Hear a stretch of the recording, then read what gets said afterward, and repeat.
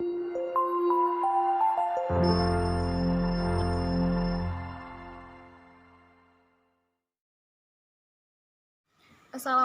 warahmatullahi wabarakatuh. Hari ini saya akan menjelaskan apa itu pembelajaran dengan model pembelajaran terurut. Nah, model pembelajaran terurut dapat diartikan yang dimana guru mengajarkan suatu mata pelajaran dan dapat pula menyusun topik pembelajaran lain dengan topik pembelajaran yang mirip atau hampir sama atau biasa kita sebut dengan relevan. Contohnya adalah guru dapat mengajarkan materi secara terpisah-pisah, tetapi guru dapat mengulang dan mengurutkan untuk menyediakan kerangka pembelajaran yang sama atau pembelajaran yang lebih luas sehingga menghasilkan konsep pembelajaran yang saling berhubungan. Tetapi dalam prinsipnya, model pembelajaran dengan tema berurut ini mempunyai kekurangan dan kelebihan. Kelebihannya adalah guru dapat mengutamakan prioritas kurikulum. Tetapi kekurangannya adalah diperlukan kolaborasi, berkelanjutan, dan fleksibilitas dari semua orang yang terlibat. Terima kasih.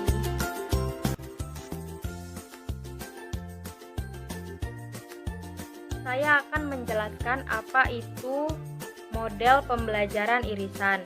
Nah, model pembelajaran irisan adalah model pembelajaran terpadu yang merupakan gabungan atau keterpaduan antara dua mata pelajaran yang saling melengkapi.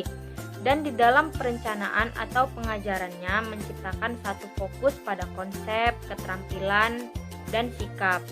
Kemudian penggabungan antara konsep pelajaran, keterampilan, serta sikap yang saling berhubungan yang satu dengan yang lainnya ini dipayungi oleh satu tema. Kemudian contoh penerapan model pembelajaran irisan ini adalah menggabungkan antara dua mata pelajaran atau lebih di dalam satu tema. Kemudian dalam model pembelajaran irisan ini juga terdapat kelebihan dan kekurangannya. Yang pertama, kelebihan dalam model pembelajaran irisan diantaranya yaitu dalam hal mentransfer konsep secara lebih mendalam menyebabkan siswa lebih mudah untuk melakukannya.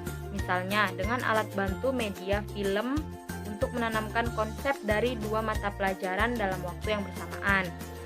Nah, yang kemudian kekurangan dalam model pembelajaran irisan ini diantaranya adalah untuk menyusun rencana pembelajaran ini diperlukan kerjasama antara guru mata pelajaran yang berbeda, sehingga memerlukan waktu yang ekstra untuk mendiskusikannya.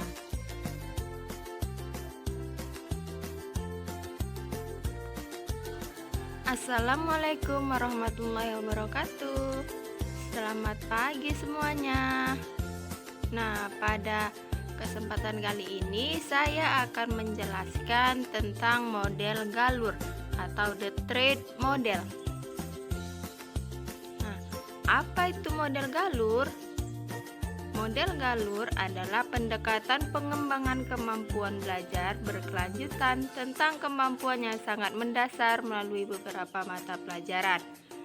Kemampuan tersebut yaitu kemampuan dasar yang meliputi keterampilan berpikir, keterampilan sosial, keterampilan studi, pengorganisasi grafis, teknologi, dan kecerdasan majemuk yang kesemuanya disebut dengan metakurikulum melalui semua mata pelajaran.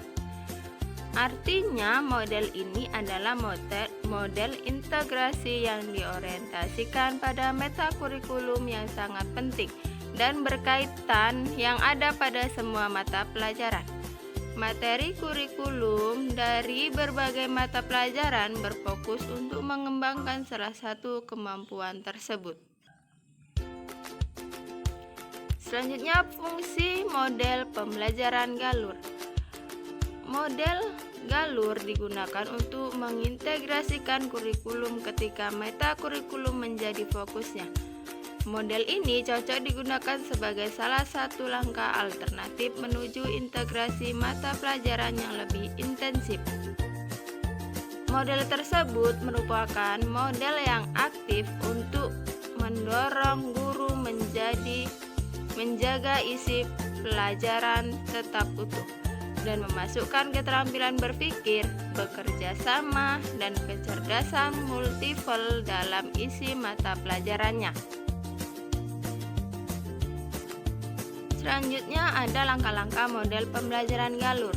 Yang pertama, menetapkan keterampilan yang diuntaikan dalam pembelajaran keterampilan. Yang kedua, memilih mata pelajaran yang cocok untuk dipadukan dengan model ini.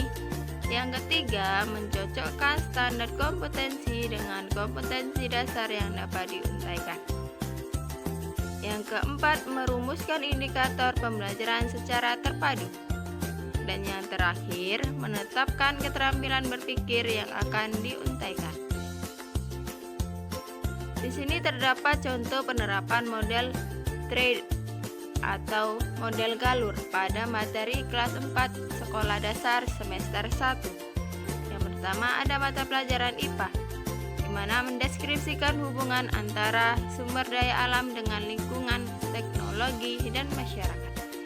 Yang kedua IPS, di mana memahami manusia dalam dinamika interaksi dengan lingkungan alam, sosial, budaya, dan ekonomi. Matematika, menyatakan kesimpulan berdasarkan data tabel atau grafik. Yang terakhir, bahasa Indonesia, menggali informasi dari teks wawancara tentang jenis-jenis pekerjaan serta kegiatan ekonomi dan kooperasi dengan bantuan guru dan teman dalam bahasa Indonesia lisan dan tulis dengan memilih dan memilah kosakata baku. Di sini terdapat contoh gambar model galur.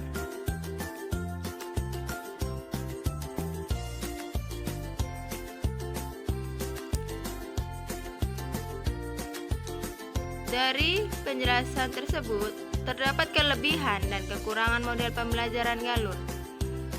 Kelebihan dari model pembelajaran galur yaitu konsep berputar sekitar mata kurikulum yang menekankan pada perilaku metakognitif. Materi untuk tiap mata pelajaran tetap murni, dan siswa dapat belajar bagaimana seharusnya belajar di masa yang akan datang sesuai dengan laju perkembangan era globalisasi. Sedangkan kekurangan dari model galur yaitu hubungan isi antar mata pelajaran tidak terlalu ditunjukkan sehingga secara eksplisit siswa kurang dapat memahami keterkaitan konteks antara mata pelajaran satu dengan mata pelajaran lainnya. Sekian dari penjelasan tentang model pembelajaran galur. Dan saya akhiri, wassalamualaikum warahmatullahi wabarakatuh.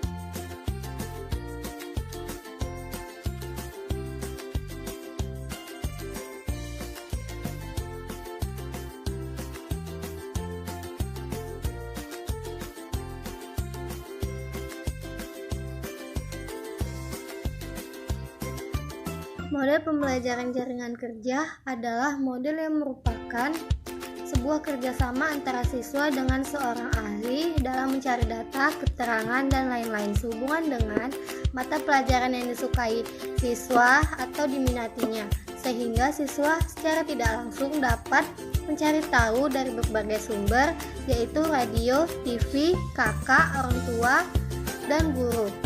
Contohnya yaitu seorang arsitek. Ketika dia mengatasi sebuah program, dia bekerja sama dengan ahli teknik.